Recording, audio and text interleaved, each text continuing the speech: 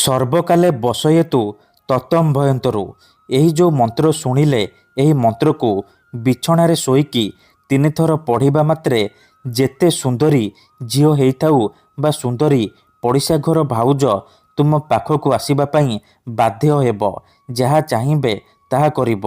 ହଁ ଫ୍ରେଣ୍ଡସ୍, ଯଦି ଆପଣ କେଉଁ ଝିଅକୁ ମନେ ମନେ ଭଲ ପାଉଛନ୍ତି, ପଡ଼ିଶା ଘର ସୁନ୍ଦରୀ ଭାଉଜକୁ ପଟେଇବାକୁ ଚାହୁଁଛନ୍ତି, କିନ୍ତୁ ଯେତେ ଚେଷ୍ଟା କଲେ ମଧ୍ୟ ତାକୁ ପଟେଇ ପାରୁନାହାନ୍ତି, ତାଠାରୁ ନିଜର ମନ ମୁତାବକ କାମ ହାସଲ କରିପାରୁନାହାନ୍ତି, ତେବେ ଆଜିର ଏହି ଭିଡ଼ିଓଟି ଆପଣଙ୍କର ଇଚ୍ଛାକୁ ପୂରଣ କରିବ। କାରଣ ଆଜିର ଏହି ଭିଡ଼ିଓଟିରେ ମୁଁ ଆପଣଙ୍କୁ ଶିଖେଇବି ଏମିତି ଏକ ମହାଶକ୍ତିଶାଳୀ ବଶୀକରଣ ମନ୍ତ୍ର। ଏହି ମନ୍ତ୍ରକୁ ଯଦି ଆପଣ ବିଛଣାରେ ଶୋଇକି 3 ଥର ପଢ଼ିଦେବେ, ସେ ଝିଅ ହେଉ ବା ବିବାହିତା ନାରୀ ତୁମ ପାଖକୁ ଆସିବା ପାଇଁ ବାଧ୍ୟ ହେବ। ଯାହା ଚାହିଁବେ ତାହା କରିବ। ଏହି ବଶୀକରଣକୁ ପ୍ରୟୋଗ କରି ହଜାର ହଜାର ଲୋକମାନେ ଲାଭବାନ ହେଇଛନ୍ତି। ନିଜ ପସନ୍ଦର ସୁନ୍ଦରୀରୁ ସୁନ୍ଦରୀ ଝିଅ ବା ସୁନ୍ଦରୀ ଭାଉଜକୁ ମୁହୂର୍ତ୍ତକ ଭିତରେ ପଟେଇ ପାରିଛନ୍ତି, ଆଉ ତାଠାରୁ ନିଜର ମନ ମୁତାବକ କାମ ହାସଲ କରିପାରିଛନ୍ତି। ଆଶା ଛାଡ଼ି ଦେଇଥିବା ଲୋକ ମଧ୍ୟ ନିଜ ପ୍ରେମକୁ ପାଇପାରିଛି, ଝିଅ ପଟେଇ ପାରିଛି, ସୁନ୍ଦରୀ ଭାଉଜଠାରୁ ନିଜର ମନ ମୁତାବକ କାମ ହାସଲ କରିପାରିଛି। ସିଏ ଆପଣଙ୍କର ସବୁ କଥା ମାନିବ, ଯାହା ଚାହିଁବେ ତାହା କରିବ। କେବଳ ବିଛଣାରେ ଶୋଇକି ଏହି ଗୋଟିଏ ମନ୍ତ୍ରକୁ 3 ଥର ପଢ଼ିବାର ଅଛି। ନମସ୍କାର ଫ୍ରେଣ୍ଡସ୍, ଓଡ଼ିଆ ଫଣ୍ଡା ଚ୍ୟାନେଲକୁ ଆପଣମାନଙ୍କୁ ସ୍ୱାଗତ। ଆଜିର ଏହି ଭିଡ଼ିଓଟିରେ ମୁଁ ଆପଣଙ୍କୁ ଶିଖେଇବି ଆପଣ କିପରି ବିନା କୌଣସି ପରିଶ୍ରମ କରି, ବିନା କୌଣସି ପଇସା ଖର୍ଚ୍ଚ କରି, କେବଳ ଗୋଟିଏ ମନ୍ତ୍ରର ସାହାଯ୍ୟରେ ସୁନ୍ଦରୀରୁ ସୁନ୍ଦରୀ ଝିଅ ବା ସୁନ୍ଦରୀ ଭାଉଜକୁ ପଟେଇ ପାରିବେ। ସିଏ ରାତିଦିନ ଘରକୁ ଡାକିବ, ଯାହା ଚାହିଁବେ ତାହା କରିବ। କେବଳ ଆପଣଙ୍କୁ ବିଛଣାରେ ଶୋଇକି ଏହି ମନ୍ତ୍ରକୁ 3 ଥର ପଢ଼ିବାର ଅଛି।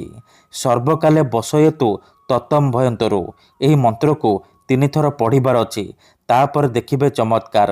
ଏହି ବଶୀକରଣ ମନ୍ତ୍ର ଏତେ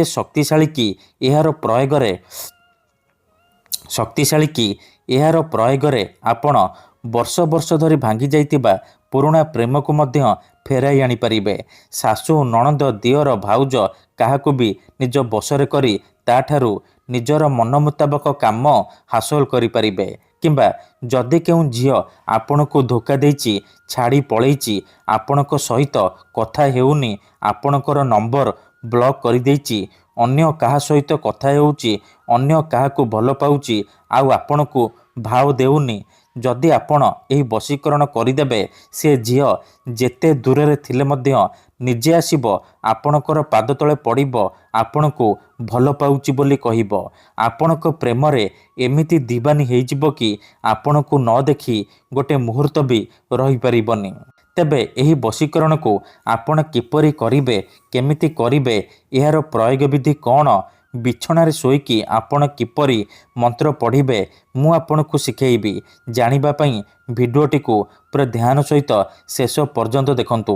ବିଧିଟି ଜାଣିବା ପୂର୍ବରୁ ଯଦି ଆପଣ ଆମ ଚ୍ୟାନେଲକୁ ପ୍ରଥମ ଥର ଆସିଛନ୍ତି, ତେବେ ଦୟାକରି ଚ୍ୟାନେଲକୁ ସବସ୍କ୍ରାଇବ୍ କରି ପାଖରେ ଥିବା ବେଲ୍ ଆଇକନ୍କୁ ମଧ୍ୟ ଦବାଇ ଦିଅନ୍ତୁ, ଯାହାଦ୍ୱାରା ଆମେ ଯେଉଁ ବି ଭିଡ଼ିଓ ଅପଲୋଡ଼ କରିବୁ ସର୍ବପ୍ରଥମେ ଆପଣ ଦେଖିପାରିବେ ଆଉ ତାର ଲାଭ ପାଇପାରିବେ।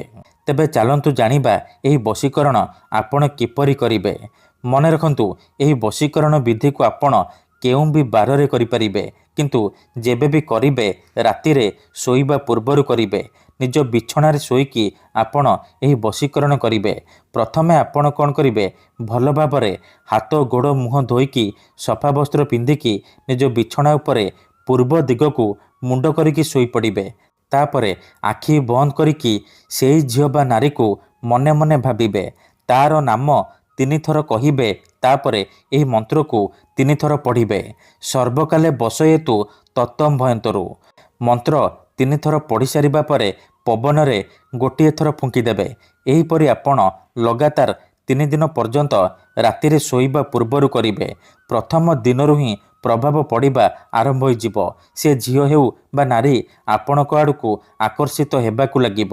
କିନ୍ତୁ ଏହି ବିଧିକୁ ଆପଣ ଅଧାରୁ ଛାଡ଼ିବେନି। 3 ଦିନ ପର୍ଯ୍ୟନ୍ତ ରାତିରେ ଶୋଇବା ପୂର୍ବରୁ ଏହିପରି କରିବେ। ତାପରେ ଦେଖିବେ ଯେଉଁ ଝିଅ ଆପଣଙ୍କୁ ଭାव ଦେଉନଥିଲା ସେ ଝିଅ ନିଜେ ଆସି ଆପଣଙ୍କୁ ଭଲ ପାଉଛି ବୋଲି କହିବ। ପଡ଼ିଶା ଘର ଭାଉଜ ରାତିଦିନ ରୁମ୍କୁ ଡାକିବ, ଯାହା ଚାହିଁବେ ତାହା କରିବ। ଧନ୍ୟବାଦ।